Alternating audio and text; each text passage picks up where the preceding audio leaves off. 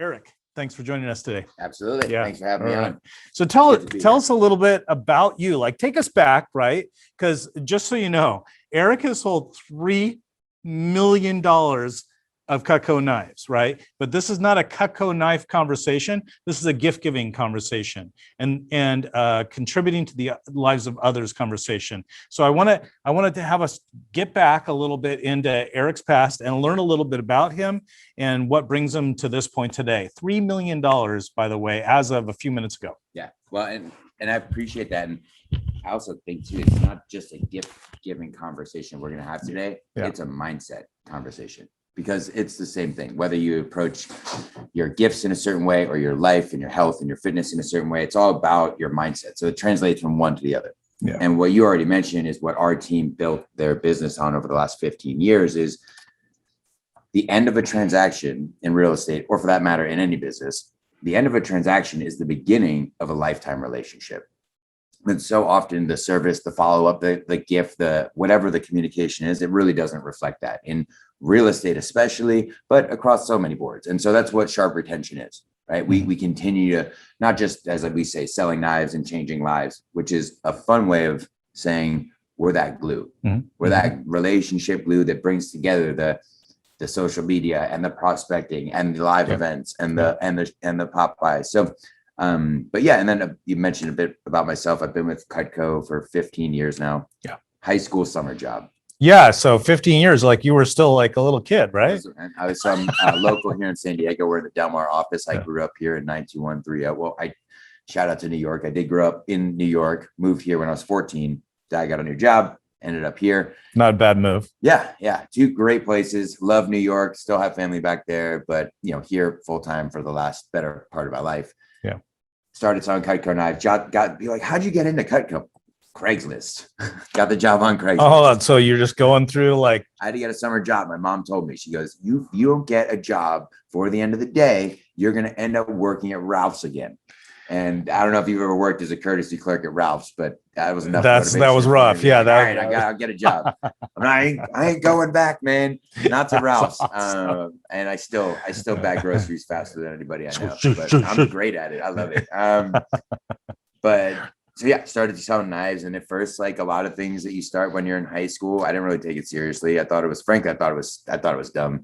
I was like, I'm just going to keep this job to kind of keep my parents off my back. But then snowball effect, right? One thing led to another. Then I got a great appointment. I was like, people do need knives. And I did another one. Oh, people actually really want to buy more. And then started picking up in momentum. Oh, people do give referrals if you actually ask for them in the right way. And one thing after another, peppered in with massive amounts of failures along the way. Sure. Here we are 15 years later, and I have the position I hold now is my end game with Cutco.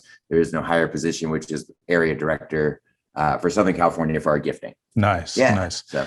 Well, one of the reasons why I invited you on the show is that your business and growth over the last 15 years resembles the career growth of a real estate agent, a successful career growth of a real estate agent. A lot of times agents find it easier to hear about kind of mindset and career growth when it's not an agent talking, right? So sometimes we turn on our brain a little bit more when it's not specifically about real estate, and we can kind of extrapolate the nuggets and the value, kind of those gems, and move them into our own business. And so I'd love to just talk a little bit more about that journey. You talked about, of course, the failure aspect, which of course with any successes comes failures. You bruise yourself, you stub your toe, right? I'd love to hear a few of those, right? That also, how some of those failures end up being those obstacles, if you will, end up becoming the biggest momentum forward. So love to hear a little bit about that process. And then area director, obviously that's huge. Yeah. And your long-term goal after this, like I know you want to take over the world at some point, right? So I'd love to hear about that. Yeah. And I think the Cutco highlights are just byproducts of the day-to-day actions and the doing it, and really the failing through the process. So as you mentioned, I wrote a book a few years ago, which I so properly prepared. It's sitting over there out of shop, but we've got people that can help us with that. Yeah, so. Absolutely. And so it's called The Power to Change. Yeah. So I used to be, you might not be able to tell by looking at me today, I used to be a super obese kid. And then I got kicked out of high school. not for being effective, but for being a derelict. And then that didn't change. I got arrested when I was 18. All the things you love to call your mom about at 1 a.m. And so this was me when I was a young boy when I moved to California. And so the point of, did I show you this? Wow. No. So And by the way, here's his book, The Power to Change. Okay. And then there'll be a giveaway at the end for a couple copies of this. So hang tight. And the reason I wrote the book, and it's what drives me, it's my most underlying driving factor of who I am really, is that if you do something in life, I truly believe that the way the world will become and can become a better place. If you do something in life that other people struggle with. Right. For me, it was childhood obesity, behavioral issues, all different types of stuff like that. If you can overcome or at least deal with those challenges, because we're all going through it. We all have challenges. Life is hard and super hard in so many different dimensions, right? But if you can deal with those challenges and overcome them in some way, in my opinion, you have a social and a moral obligation to turn around and help the person behind you who's going through the same thing. And so that's why I wrote the book. I didn't write the book to become a New York Times bestselling author. I didn't write the book to make a lot of money. I haven't made $1 off the book. I donate 100% of the proceeds from my book directly back to my nonprofit.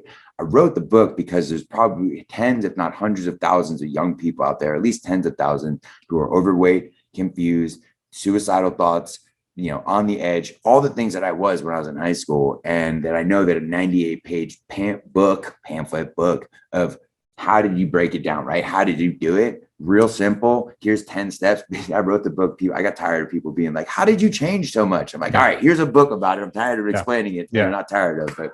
But exactly. Here, read this and then there's the manual. That's it. And it's, I give it to people and it's pretty simple. And so I wrote it for young people, but at the same time, it has enough content that I wanted to give it to a CEO or an executive. And they're not like, oh, this is a children's book.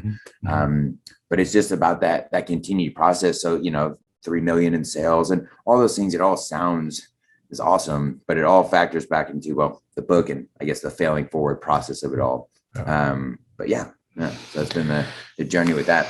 Well, tell us a little bit about your philosophy of gift giving. I know that we've got a mindset piece. Of course, you talked a little on that, but just like nuts and bolts gift giving when it comes to our agents, as they consider a meaningful, thoughtful gift. And then also after that, we'll kind of get into some of the don'ts about gift giving. Sure. And so do's and don'ts. The do is this. It's if you're just going to remember one thing when it comes to gifting, the question is this: how is the gift that you're giving representing the lifetime relationship that you plan on having with your clients? It's really quite that simple. And when you're at Lowe's buying gift cards or putting together gift baskets or whatever those things are, I want you to ask yourself that question. Is it consumable? Does it make people hungover, fat? Is that things that represent the lifetime relationship that we plan on having or not? And so if there was a better product, thing, program that represented that relationship, well, then there would be a different logo here. But there really isn't. It's Cutco. That's where we come in. That's what our team we found this super unique, really powerful niche that, it just aligns perfectly with the real estate lending industry. Their homes, people are there every day. Our business is, despite what you might think, lead generation and staying top of mind. That is the business that you own if you are in the sales and marketing business. Right. And so that's, kind of what we come back to. So it's like, how is it? That's the question. Whenever people come to me, perfect. Part of my job is hearing really interesting. I'll leave it at interesting ideas about other gifts. They just come and tell me all their other ideas. And that's the question I always end up with. Is how does that represent you as an agent for their lifetime relationship? And most people answer back with like, oh, I should probably talk about these gifts now, like your gifts, because it doesn't. Well, so on the don'ts, I think one, you kind of shared a little bit of that around the idea of, well, does this represent, like, I've given a $300 bottle of Johnny Walker Blue out before. Then of course, it's not like when my client opened that bottle, which was probably down the road, you don't open a $300 bottle the next night. Right. But it's not like I got an email saying, oh, that was an amazing, like I never heard of when they had that. Right. And then I've purchased a $600 like meal for two at a special restaurant. And then again, like a couple months later, I mean, it was like a gift card thing. And a couple months later, I was like, I wonder if they ever went, because they never contacted. And then, and you know, so it part of the gift giving thing, I would feel like for agents is also hearing that they enjoyed it, right? And you know, we want also that reinforcement. That's a lot of reason why as agents always take our clients out to dinner or something like that, especially if we can stand our clients after the closing. That always isn't the case, but not everyone we love, right, that we work with. And that, by the way, I learned that lesson. Like, you can help someone you don't really like actually just as well, right? Like, not everyone you're just going to become best friends with, right? But there's your patience with this transaction. But like, I would use like the dinner out, right, as a good excuse to go to a great meal. But you know, it's digested and gone in 24 hours. I made a great meme about this a few months ago. Yeah. You know, if you want to, in today's modern world, if you need the people to know, turn it into a meme, right? Yeah. And it was a picture of a guy at fishing out of a stream, and it said, if you take a client to dinner, they'll remember you that week. If you give a client a Cutco knife to make their own dinner, they'll remember you forever. Well, and it's silly, but it's exactly what you're just saying, right? It's like, yeah, that's cool. That's great. That's an awesome memory. But again, it comes back to, does that represent, does super expensive flash in the pan one time, is that what's synonymous with your thing? And then, I like dinner out. I like champagne. I like gift cards. But it's just and you're the first to say it's not always a Cutco knife that's the right gift, right? But that's a really nice tool in the toolbox. The thing though, on that, just so we can stay on that dinner thing a little bit longer, because I know a lot of you out there, that's your go-to is the whole dinner deal. I took a client out, and some of you know the story. I took a couple clients out to a restaurant, the best restaurant in Seattle. The name of the restaurant is Canless. And they literally, if there's 4 people sitting at the table, you have 4 waiters. Mm-hmm. The reason why is that they want those plates to all come down at the same moment, right? You have a sommelier that comes to the table, like it's over the top. It ended up with tip costing about $1,500. Now, that was like a 2.5 hour situation, right? And literally when we arrived, they knew our name before we even walked in. When we were leaving, they were holding up my client's jacket, both of my client's jackets, because it's chilly in Seattle. They were holding up just near the fire, just to warm the jackets up before they put them back on my client's shoulders. A year later, I was taking another client out to dinner, and I was actually telling this set of clients that we were going to go to Canless. And these people that I took out to dinner a year earlier said, well, why didn't you ever take us to dinner? They literally forgot about this meal, right? Again, once it's digested, it's gone, right? And so at that very moment, I realized these dinners out are for me. Mm-hmm. You know, it was $750 for me and $750 for them, and they didn't even remember it.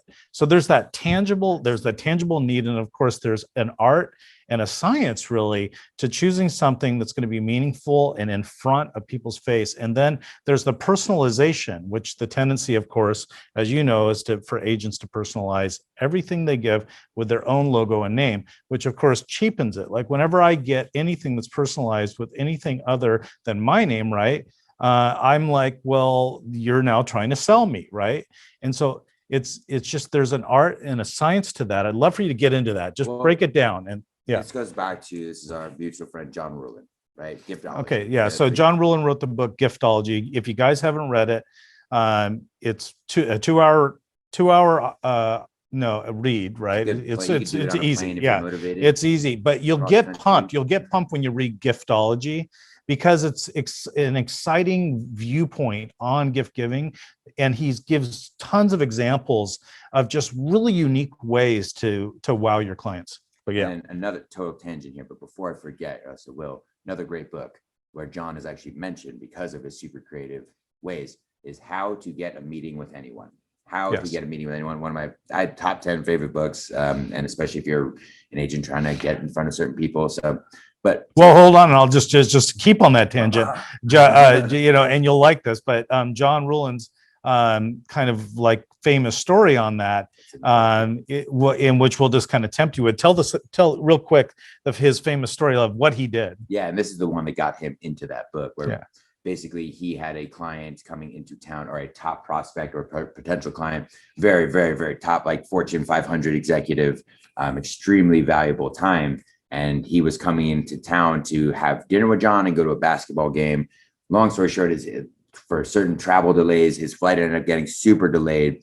And John knew that one of the things that this guy wanted to do while in town was go to his favorite store that he gets all of his clothes from. This guy shops at this one store. I'm butchering the story. It was sure some high-end, boutique. Let's store. just say it's Armani or something. Yeah, whatever. It's Basically, probably what even John higher, did but yeah. To stand out with this guy was he put it all on his credit card, and he basically bought the store and had them bring it to his hotel room, to the guy's hotel room, and forwarding the price, but had him pick out whatever he wanted in his own hotel room, made a boutique out of his hotel room because he knew he wouldn't have the time to get to the store.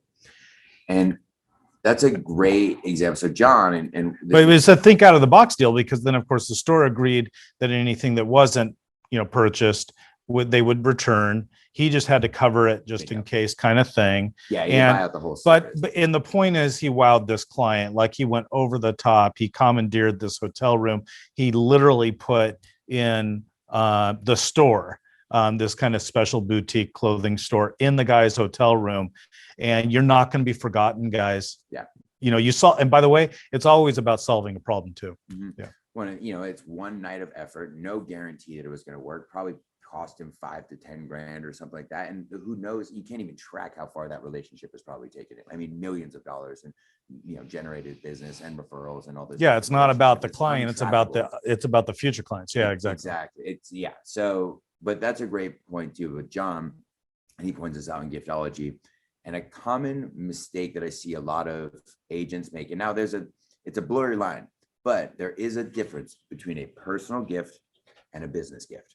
And what common mistake agents make is trying to make their business gifts personal. And the reason why that's a mistake, now again, it's a blurry line because every client is different, right? Not every client is created equal. Your $400,000 condo is not going to get the same treatment as your $2.4 million house. Okay. However, the difference though is a personal gift. It should be thought about, personalized, custom tailored to that person. But a business gift should be, in my opinion, branded in some way, but also most importantly, scalable. Your time is your most valuable asset. And that's what I'm getting at here. Is like, most common mistake is I do this and I do that, and I personalize this thing and that thing. And then it goes back to kind of like what you're talking about with the dinner, is like, did they really care that you spent all that time? Because look, if you haven't figured this out yet as an agent, this is me telling you right now, your time is your most valuable asset, period, hands down. As a human being, we're only here for a limited amount you just of time. you're running the clock out. And I've studied successful people over my entire career, and by far the most common trait, hands down, is the people who are most successful, wealthy, rich, whatever you want to call it, they take control of every minute of their day. Yeah. And the ones who don't are the less in control. And the ones who claim that they don't are lying.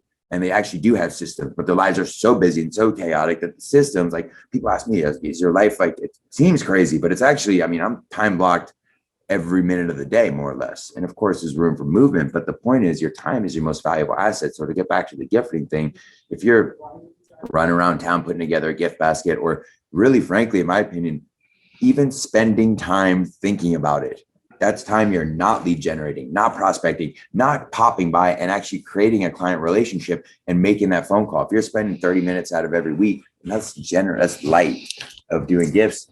That's 30 minutes is precious time. Maybe that's for your family, Right. And so you're kind of touching on systematizing your gift giving, right? That's really what you're talking about, is that systematizing it, but then also, deciding whether business gift or personalized gift, when appropriate, right?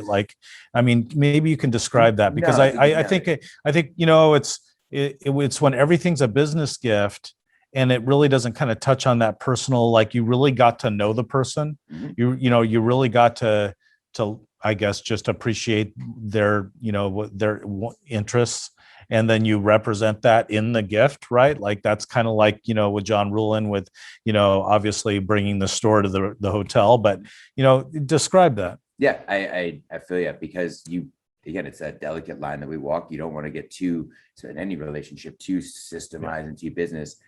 But as you build your real estate business, you need to be scalable. You need to have systems in place. And that's what sharp retention is. Now, that being said, one of the things that agents love about us is everything's personal, customizable. No, just like your clients, none of our clients are the same. We don't have a database. We call it a people base. It's a mindset. You're not data to us. You're not just clients. You're people with goals, trials, tribulations, challenges, hard to deal with clients, just like we have. Maybe you're one of them, but like easy to deal with clients. Like there's a sliding scale all the way through. And really frankly, James, that's one of my most fun things about my job.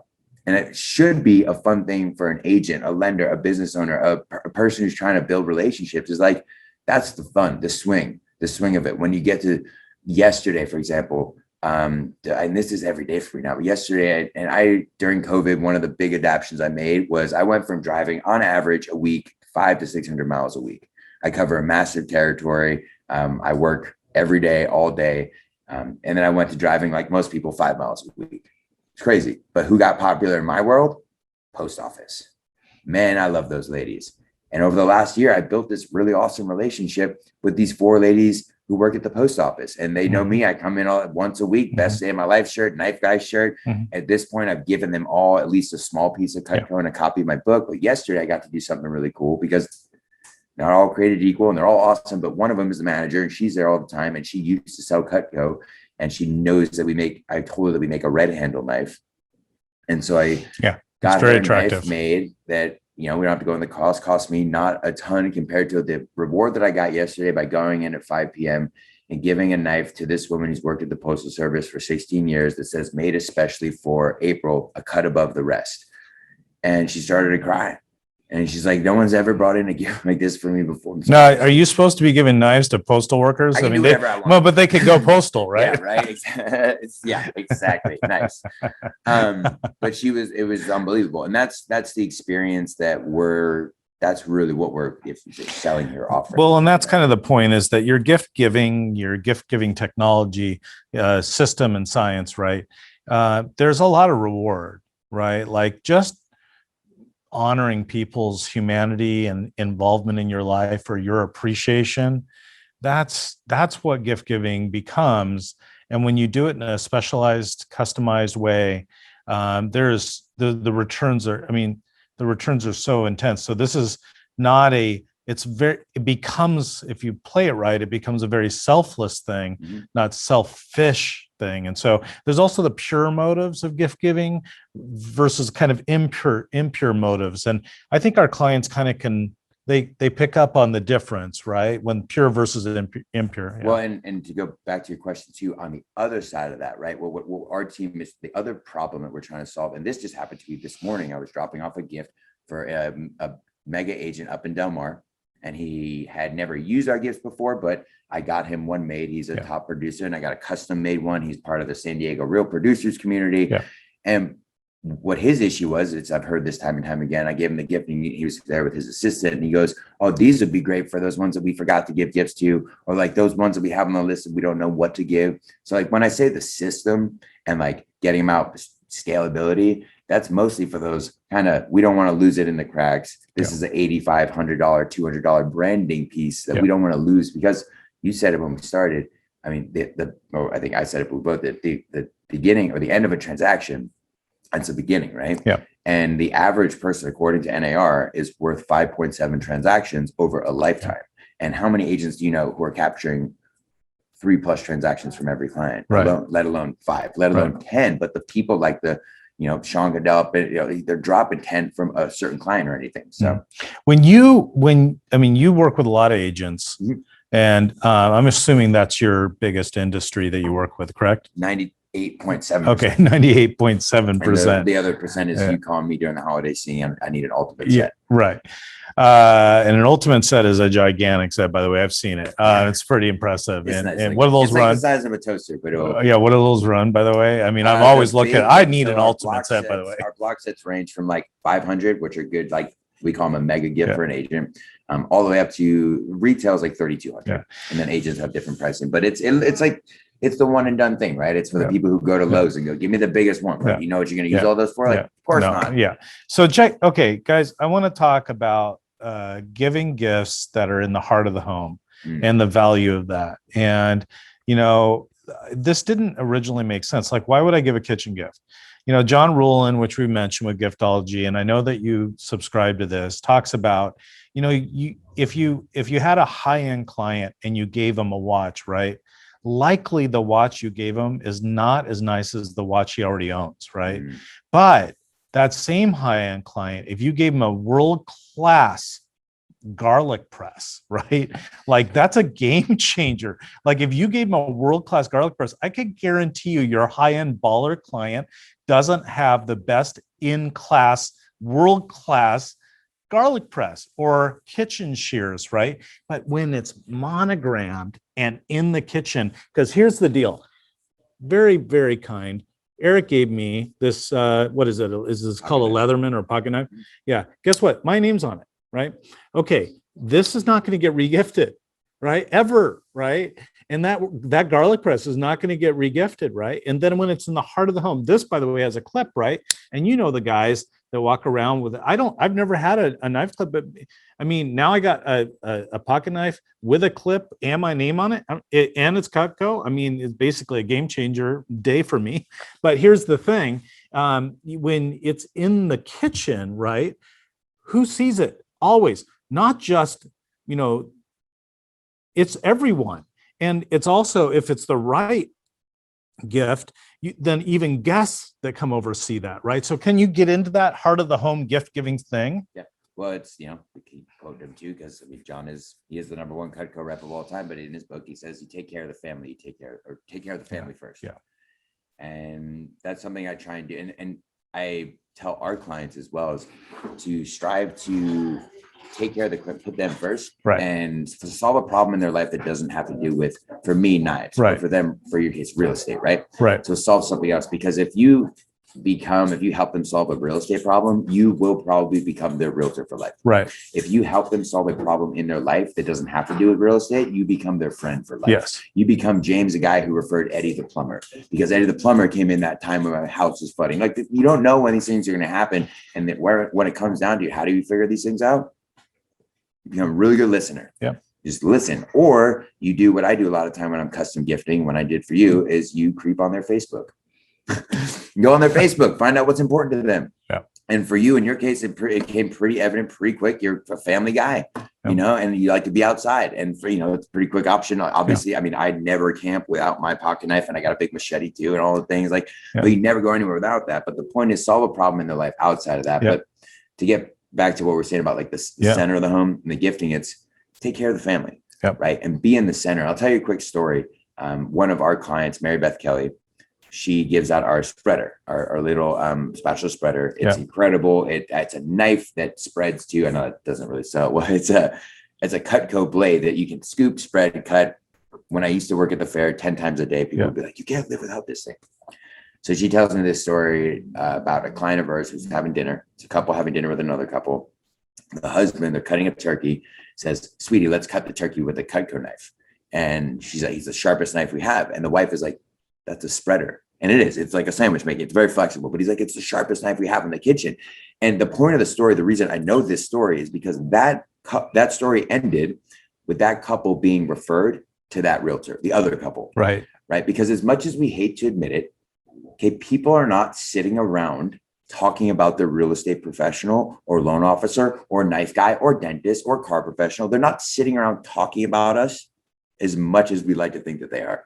Right? No. But when you put yourself in that position where it's not just a knife, it's not just a gift. What it is a little bright red or white or black mini billboard in statistically the most used traffic room in the entire household. That is undebatable. The kitchen is the center of the home. And where have people, and the reason our team has been exploding, you know, over the last 15 years, but last year specifically, in the last 2 years, where have people been more than they ever have been in history? Kitchen. Home. I've gotten at least 30 phone calls in the last 18 months to agents across the board, people who I've given those gifts to, right? This is how things come full circle. I've given out at least 500 pieces of Cutco in my career, at least. That's just the ones I started tracking. I can have at least 30 of those people who've called me in the last 18 months and been like, hey man, you know, I used to do whatever, a dinner out, passport card, XYZ, champagne, gift back, whatever. You know, but we go home now, and I've been using that knife you gave me every single day. And I was talking, I'm grabbing rotor for him at this point. I'm like, I know where the conversation's going, but it's just like, yeah. And so there's two things to take away from that. Number one, be in the center of the home, be where people are, make it a conversation piece. But and then on the back end too, man, my success is built on a lot of hoping and giving and just putting things out there. And, you know, there's hundreds of pieces of Cutco out there that I've sent out on just a, hey, I hope you have it. And it goes back to my belief in the product and the American institution that Cutco is. Which we never really explained. I don't think we touched on that. If I might. Please. I'd like you to go deeper on that. I'm in a lifetime relationship with Cutco. You know, I fell in love in high school, not with my current girlfriend, but with my career. And I didn't know it at the time, like many. But then you fell in love with your current girlfriend. She's amazing. I love her too. But first, that was so much later. You know, it's funny. We found out this is through nuts. Engineer. She actually worked for Cutco at one point, and we have a mutual connection. So I'm like, I wonder if our paths would have crossed regardless. But no, I started this job, and it's over the years it developed. But Cutco, if you haven't heard of it, the company has been around since 1949. Okay, it's an American institution. They've been family owned since 1979. And when I say family owned, it's not some mystery family. This is Jim Stitt Sr. and Jim Stitt Jr., who, if I needed to, I could be on the phone with next week.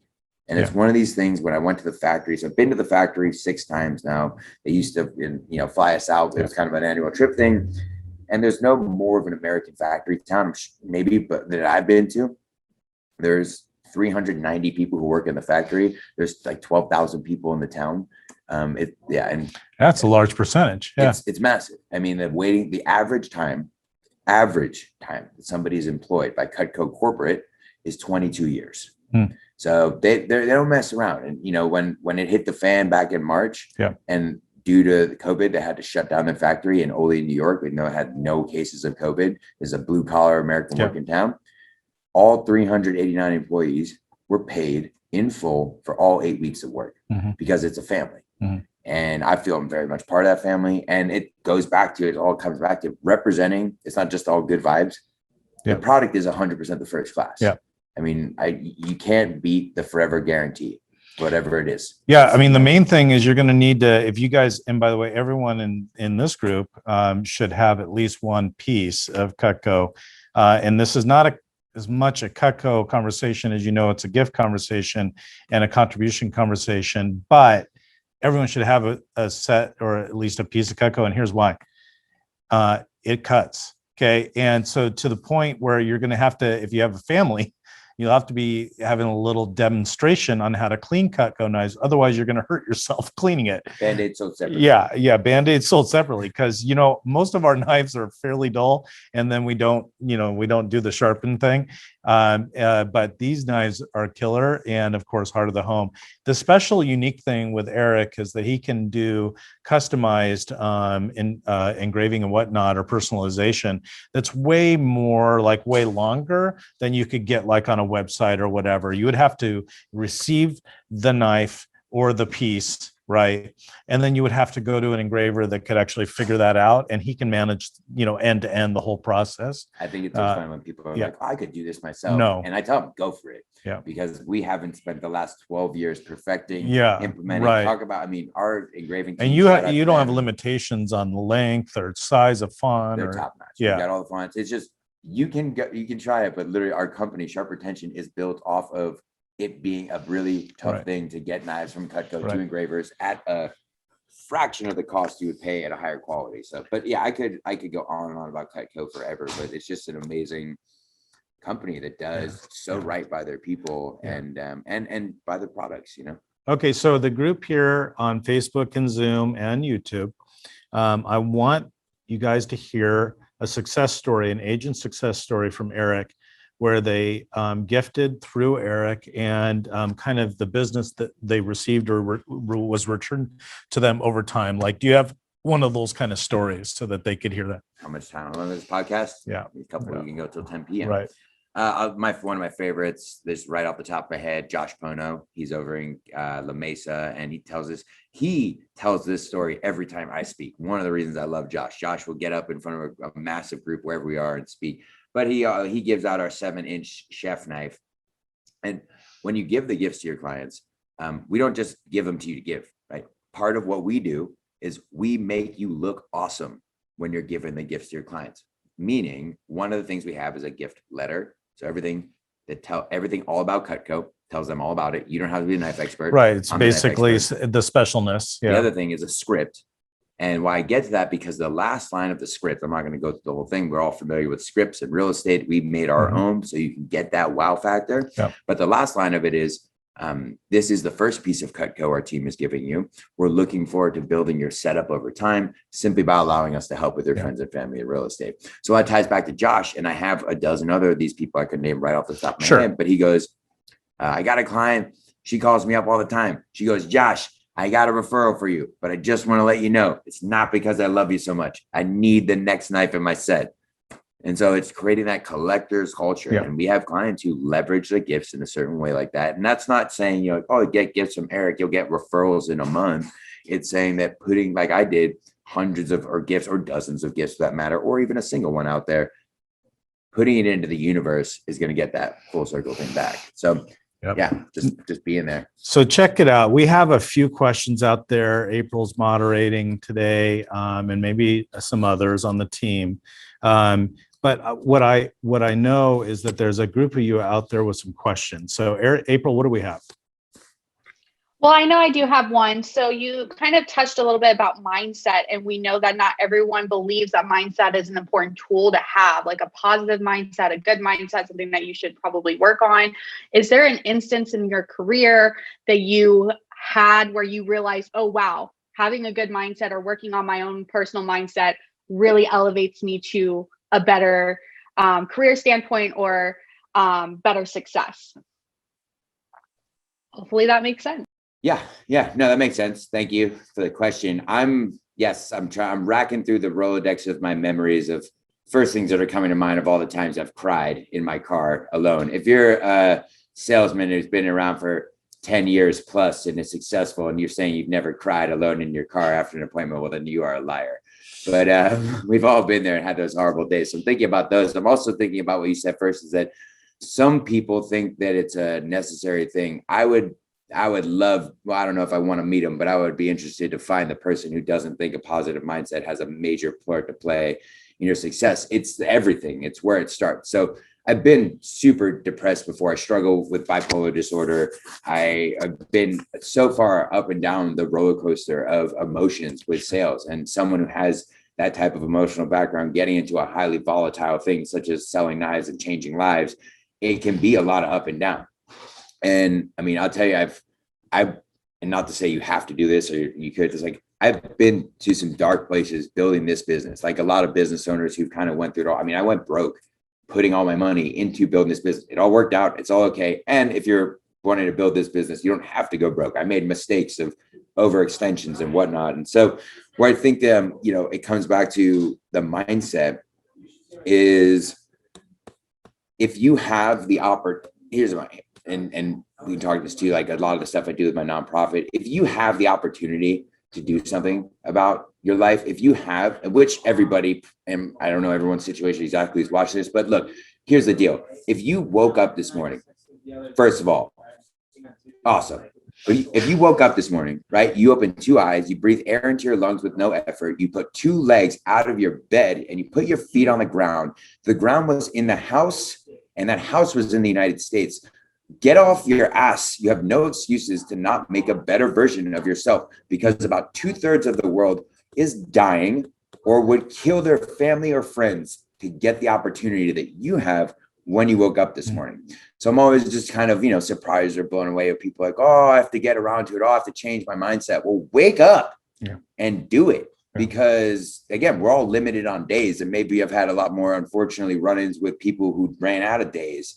And I don't wish that upon anybody, but time is limited. And, I'm really not here. It's funny. People ask me sometimes, they're like, oh, you're going to take over the world, or oh, do you own Cutco yet? Or these funny questions. Like, and I do appreciate it, but no, just trying to be a better person and make the world a better place, to have that one impact. So one day when I'm gone, someone picks up that book and says like, this guy did it for me. It doesn't matter about the statue or the whatever the heck it is, thing, but it comes back to that mindset. So when it comes to positive growth, like what you're probably wondering, well, that's cool. You sound pretty fired up. Like, what can you do about it right now is take that one step in the right direction. And that's what the power to change is about. Like, I was an obese kid. I didn't know what to do. I didn't know how to lose weight. I didn't come from a family of health and fitness and nutrition. My parents are healthy, but they didn't have like a background in it. Like, I didn't know.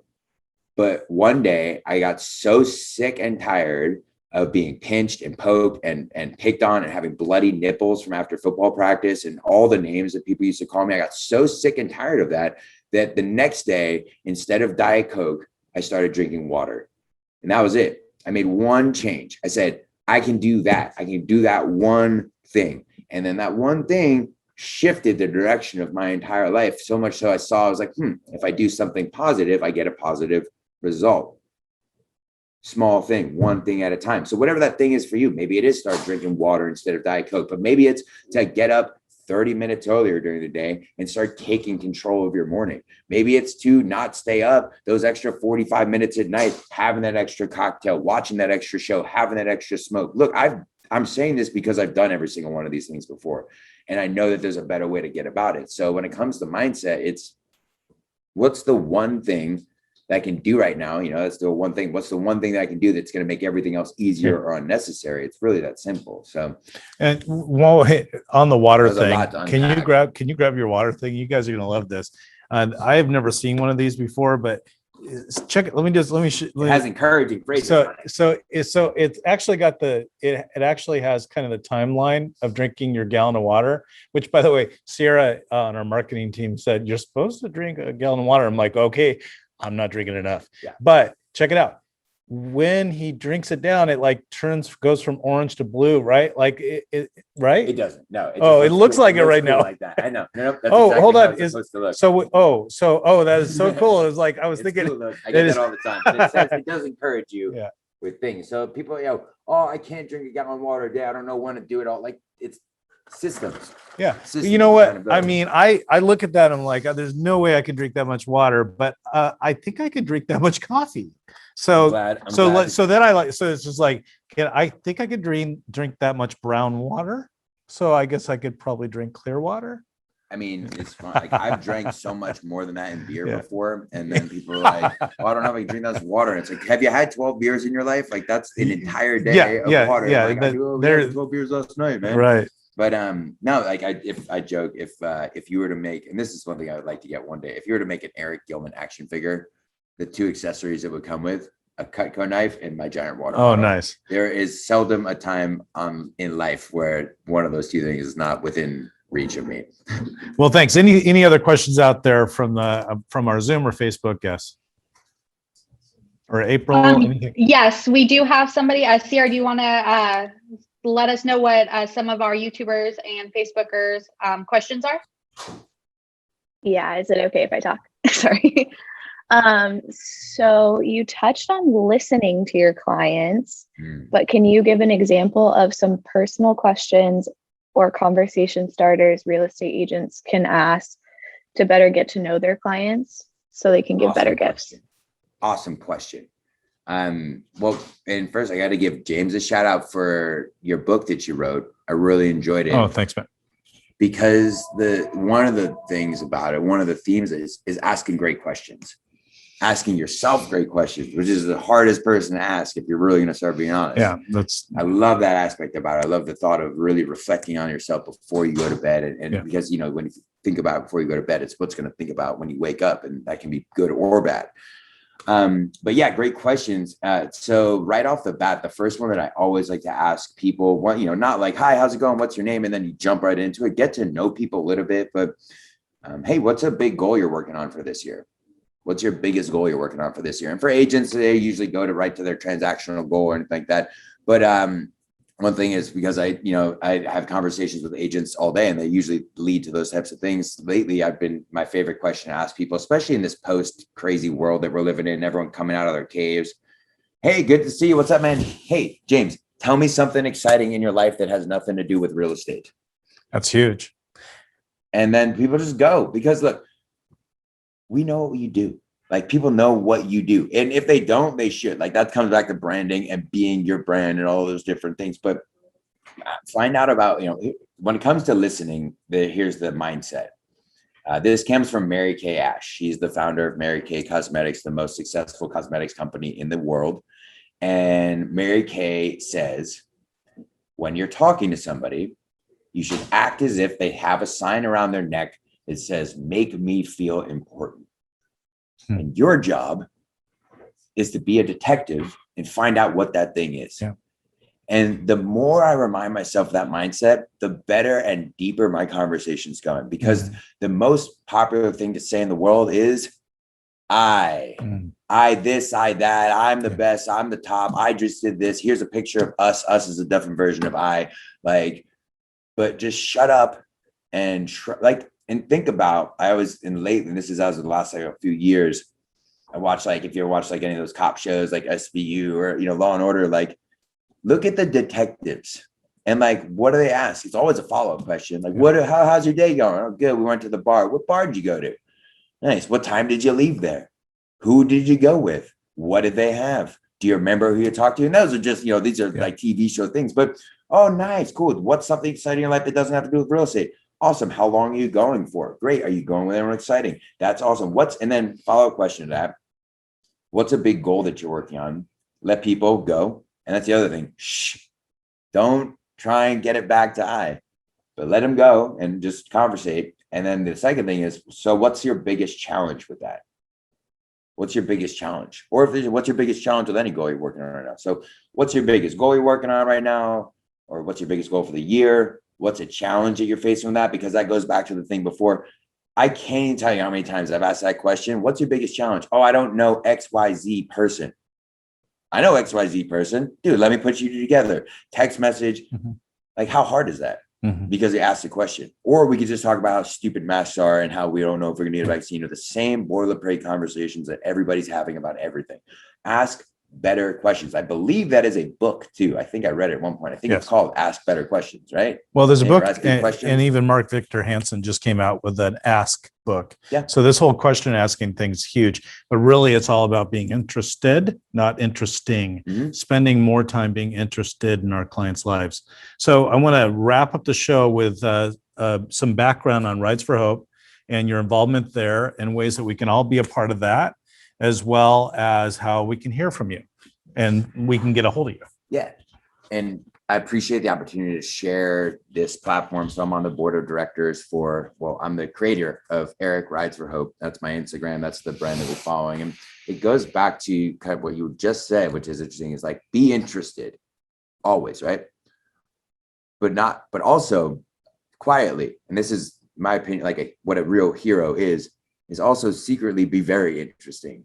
I'm low key trying to grow up to be Batman, like Bruce Wayne, right? The only things I don't have yet are billions of dollars and access to military technology. Aside from that, I think we're cut from the same cloth. But the point is, he acts in quiet, right? He doesn't walk around talking about, oh, I'm Batman. did you hear about what I did last night? He just goes out, solves problems, all those secret type of things. So act silent, or I'm going to butcher the quote, whatever. So what that leads back to with my involvement, and this ties back into how I have a family relationship with Cutco, is we're going to get into a long story short here, but in 2010, there was a massive earthquake in Haiti. Most people probably remember. It was on the news for about a month, and then things kind of moved on, and there was another natural disaster in the Philippines, and everyone kind of forgot about it. There was billions of dollars pledged, tens of millions of dollars, if that even made it to the country. I have a close friend who's a Cutco Hall of Famer as well. His name's Andy. He's Haitian. He went down there after the earthquake. The need for a build, they were like, we need to build a building. We can't have doctors coming and putting up a temporary medical clinic. A doctor who has 5 days is spending 2 of them putting up tents and doing highly personal medical procedures in a tent. next to someone else getting it done. It's unacceptable, right? It's disgusting by American standards, by first world standards. And so he's like, dude, we got to build this building. And in so many words, that's a good way to put it. And he came back, and I remember when I got involved, the quote was, we can do it in 2 years, and I think we can get it done for $70,000. So it took us 7.5 years, and we raised $1.4 million. And I took 4 trips to Haiti myself. Other people, we've taken over 150 volunteers down there. And when I say we built it, we didn't send checks to construction crews. We went down and built it. We put the walls up. I installed the AC. I literally personally painted the whole thing. So it is our building. And on the 7-year anniversary of the earthquake, we opened it. And it was hands down, I mean, one of the most emotional, if not my best days of my entire life, to see something that was an idea that a lot of people didn't think would work, to be open and to be literally saving lives every day. And now we're delivering kids there too. We built an OBGYN in the last few years. There's people coming into the planet in a building that we built. It's wow. That's really cool. It's like a portal to another world, yes. Right? We're bringing people in here. And so it's still open to this day. And so after that was 4 years ago, we opened it, right? What year is it? I don't know, about 4 years ago. Now it's January. They all blend together at this point. And then this really big problem happened, which was we opened the clinic and we lost 90% of our funding. It's open, right? What do you guys, we built it, right? What do you need? What do we still need our donate? No, man, I'm on to XYZ other thing. And I can't even tell you what it's like to think that the thing that you built that's big is going to not make it, right? Yeah. And so condensed all, like we started an initiative to get our monthly fundraising going. But then, right, this is 5 years ago. If you want something done, who do you give it to? You do it yourself. And so I was like, we need $250,000 to get grants. I'm not going to count on any, it's Eric. Eric's going to get it. Yeah. And I took it upon myself, and my big crazy brain, I came up with this idea. And I had done endurance sports before. I did a marathon. I did the Run for Hope, which actually ran right past this office. I raised $4,200 for Angel Wings. I was like, people will give me money to do things with my body. Yeah. Like, fundraising, right? Do like physical races and stuff. And then the next thing was the Fight for Hope, which there is, if you YouTube the Fight for Hope, there's a 5-minute highlight video of me and my best friend having a 5-round boxing match. Real deal. We raised $1,200 that night, which in hindsight, I definitely should have just cut a check for $1,200 instead of fighting my best friend. We're all right. We're still best friends. I love you, TC. And now that led to the Ride for Hope. Yeah. And I was like, I had this aha moment. So what it is I'm going to ride a bicycle from Miami to San Diego starting March. Yeah. That's Miami. That's a ride. Cross country. Yeah. How many miles is that? It'd be about 3,200. So how many days is that? 8 weeks. Okay, I didn't say weeks. I didn't know it was weeks. So like we're talking March 17th to May 18th. With sleep in a hotel or I'm fancy. I'm not super hardcore like sleeping in I might sleep in the van. I'm fancy, but like I might you're gonna have someone following you? I'm gonna have a van with me. But yeah, I'm kind of a caveman athlete, meaning I don't really utilize a lot of like the bells and whistles or anything like that. But at the same time, I do. And if anyone's ridden over 100 miles on a bicycle before, I could imagine going to camp after that night. I'm like, I need a shower, man, and a hot meal. It's nice. So I've got it all planned. It's all mapped out. EricRidesForHope.com. That's huge. We'd love to be a part of that. And it's going to end, like my ride will go past here. It's from Miami via the one down the coast. I'm going to hit you're definitely got to train for that. I do. So if you follow, Eric Rides for Hope on Instagram, that's the main page with it. And then I'll be out here this weekend. I live in Mission Valley, but I'll bike up to probably Escondido and back. Yep. And it goes. What kind of bike do you ride? GT. But it doesn't matter. And for anyone who's a big cyclist, I'm not trying to offend anybody, but it really doesn't matter what type of bike you have. Equipment doesn't matter. I bought my bike for $600. The bike itself was $650 cash, which if in the racing world is like at the very, very, very bottom.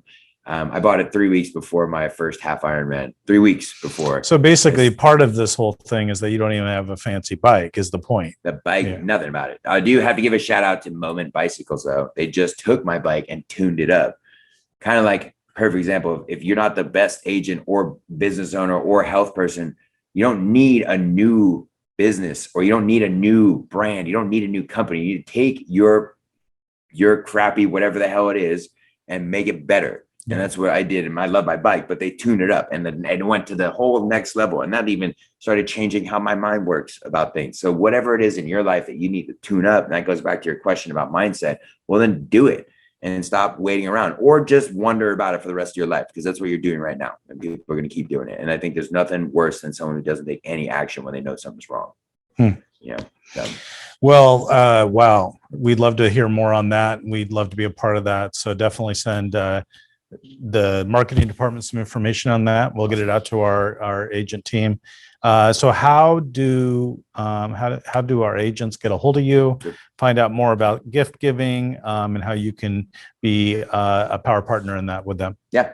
Well, keeping it simple, I think a lot of you are watching streaming through Facebook. So I do have a Facebook pretty high presence there. You can always find me, just Eric Gillman, and then I check that regularly for messages. sharpretention.com. That is our website. You can click through. That will get to me as well. And then my phone number, which we'll probably put in the chat here, but it's 858-255-1142, 858-255-1142. That's my cell phone. You can get a hold of me directly. And one of the many reasons I'm super successful is we've employed an extraordinary team of people to help us on the back end. So when things come in, we don't miss things. Things don't get really slipped between the cracks or anything. And if they do, we're sorry. It happens. We're human. Yeah. But we'll apologize and send you a free knife. But no, sharpretention.com, and then ericridesforhope.com, and then follow me on Instagram, Eric Rides for Hope, all one word, spell out the word for, and just what people can do to support me the most. And people ask you sometimes, just be a better person. Do what the thing you need to do to be a better version of yourself, because that's what that's why I wrote the book. People are like, oh, how many of you sold? I'm like, I don't know. I've given them out to more people, and I've got something to give away too. It's like, because I wrote it, it's the word, man. That's what needs to get out there, right? And it's the message I'm trying to convey. Working on the next book coming soon. Well, speaking of that, how do we do this kind of giveaway that you wanted to do here on the show?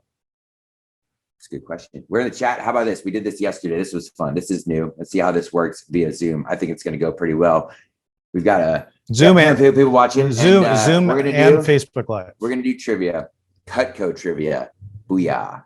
And I said the answers, and y'all are on computers. So I'm not going to say no cheating, but no Googling. But I've got question number one. Cutco trivia.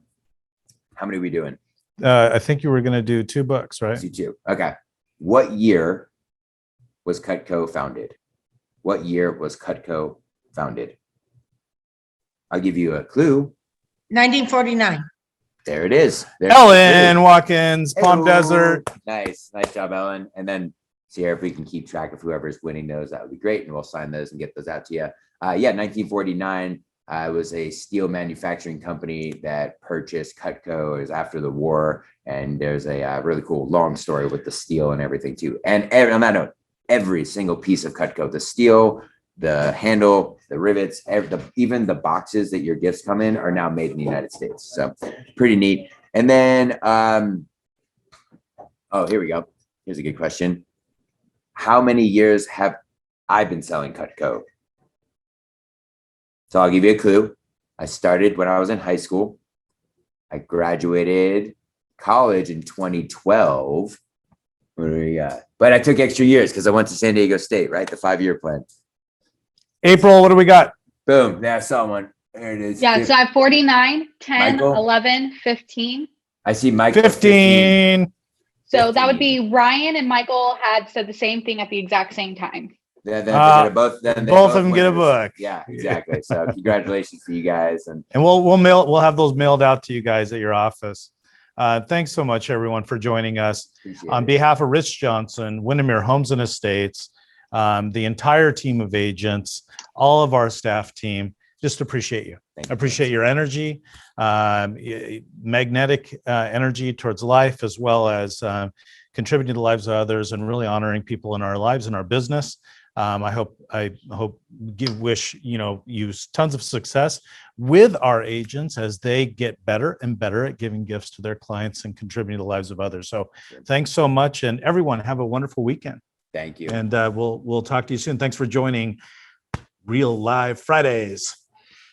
Appreciate it.